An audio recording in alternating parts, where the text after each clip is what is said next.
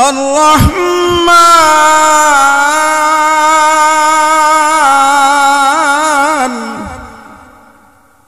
علم القرآن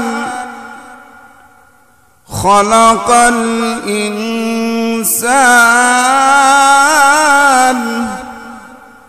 علمه البيان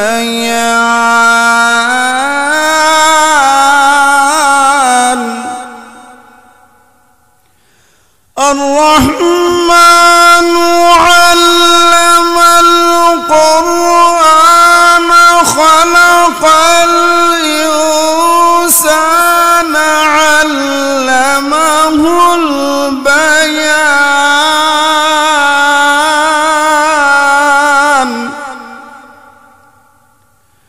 الشمس والقمر بحسبان والنجم والشجر يسجدان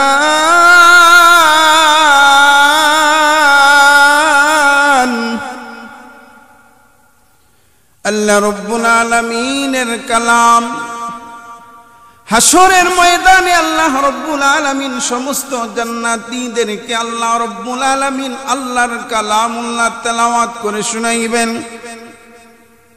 জান্নাতীরা শুনবে আল্লাহর কালাম সূরা রহমান আল্লাহ তেলাওয়াত করে শুনাইবেন। সুবহানাল্লাহ। আল্লাহর নবী মুহাম্মদুর রাসূলুল্লাহ সাল্লাল্লাহু আলাইহি ওয়াসাল্লাম তেলাওয়াত করবেন আল্লাহর কালামুল্লাহ সূরা ইয়াসিন। ইয়াসিন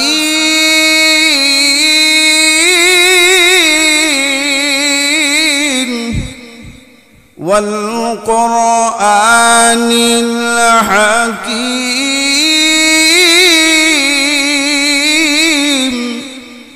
ইন্নাকা লামিনাল মুরসালিন।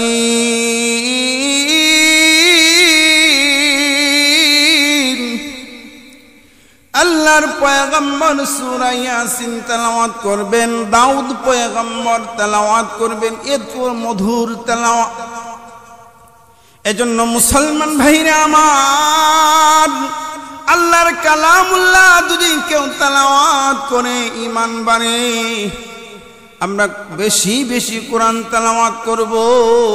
আল্লাহ রাব্বুল আলামিন বলেন, ইন্নামাল মুমিনুনা আল্লাযীনা ইযা যুকিরাল্লাহু ওয়াজিলাত কুলুবুহুম وَإِذَا تُلِيَتْ عَلَيْهِمْ آيَاتُهُ زَادَتْهُمْ إِيمَانًا وَعَلَى رَبِّهِمْ يَتَوَكَّلُونَ।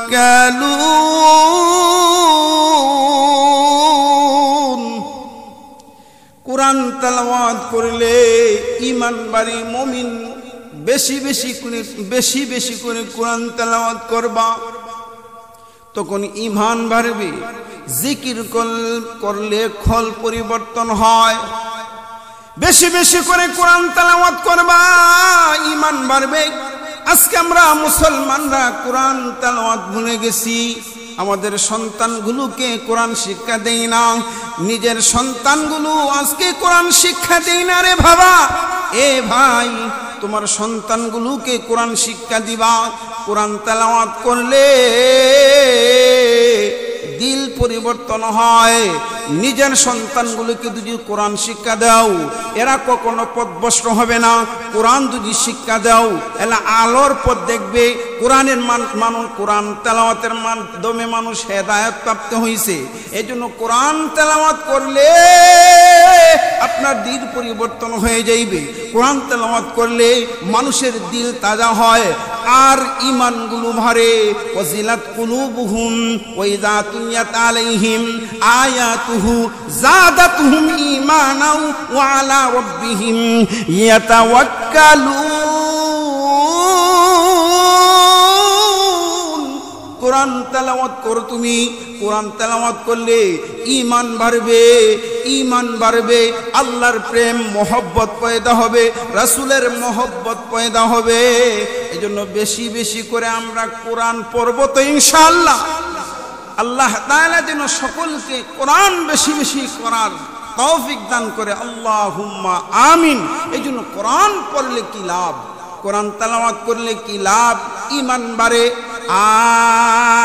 আর নেককার সন্তানগুলো যদি মা বাবার মহব্বত নিয়ে মুহূর্ষ অবস্থায়, সকরাতের অবস্থায় যদি আল্লাহর কালামুল্লাহ তেলাওয়াত করে, আল্লাহর রাসূল বলেছেন, আল্লাহর নবী দু জাহানের বাদশা নবী মুহাম্মদুর রাসূলুল্লাহ বলেছেন, দুজি মুহূর্ষ অবস্থায় সন্তানগুলো যদি কোরআন তেলাওয়াত করে, সূরা ইয়াসিন তেলাওয়াত করে, আল্লাহ তাআলা সকরাতের আযাব আল্লাহ মাফ করে দেয়। এজন্য বেশি বেশি করে সন্তানগুলোকে আমি কোরআন শিক্ষা দেব। আজকে কোরআন শিক্ষা না দেওয়ার কারণে আজকে সন্তানগুলো পথভ্রষ্ট হইতেছে। আজকে ইহুদি নাসারা মুসলমানের ঈমান নষ্ট করার জন্য চতুর্দিকে ষড়যন্ত্র করছে, ঠিক না বেঠিক বলেন? মুসলমানরা আজকে আমরা ঈমান হারা হয়ে গেছি কেন? আজকে আমাদের সন্তানগুলো আদবওয়ালা নাই, আখলাকওয়ালা নাই কেন? আমাদের সন্তানগুলো আজকে কোরআন থেকে দূরে, ঠিক না বেঠিক বলেন? এজন্য সন্তানগুলোকে যদি হেদায়েতের পথ দেখাতে চান, সন্তানগুলোকে যদি আদবওয়ালা আখলাকওয়ালা বানাতে চান, ওই সন্তানগুলোকে কোরআন শিক্ষা দিবেন, মাদ্রাসার মধ্যে ভর্তি করাবেন, হাফিজে কোরআন বানাবেন, আলিম বানাবেন। আপনার আলিম সন্তান যদি হয়, হাফিজে কোরআন যদি হয়, বাবা ওই সন্তানগুলো তোমার জন্য চোখের পানি ফালাইয়া ফালাইয়া কানবে আর বলবে, রব্বিরহামহুমা কামা রব্বায়ানি সগীরা। আল্লাহ আল্লাহ আমার মার, আমার বাবার, আল্লাহ জানা অজানা তামাম গুনাহগুলো আল্লাহ তুমি মাফ করে দিও। ওই সন্তানগুলো যদি দিল দিয়ে, অন্তর দিয়ে যদি দোয়া করে আর জানাজার নামাজ পড়ে, আর জানাজার নামাজের মধ্যে দোয়া পড়ে, আল্লাহুম্মা গফিরলি হাইয়িনা ওয়া মাইয়িতিনা ওয়া শাহিদিনা ওয়া গায়িবিনা ওয়া সগীরিনা ওয়া কবীরিনা ওয়া যাকারিনা ওয়া উনসানা, এইভাবে দোয়া করে আল্লাহ আমার বাবার জানা অজানা ও সমস্ত গুনাহগুলো মাফ করে দাও। এইভাবে চোখের পানি ফেলায় কান্দে। জানাজার নামাজ পড়াইলে সন্তানগুলো চোখের পানি ফেলায় ফেলায় কান্দে মার জন্য, বাবার জন্য। এজন্য আমরা ইমানদার মুসলমান ভাইরা আমাদের সন্তানগুলোকে কোরআন শিক্ষা দেব। আল্লাহ আমাদের সকলকে আলিমের বাবা বানাইও, হাফিজে কোরআনের বাবা বানাইও।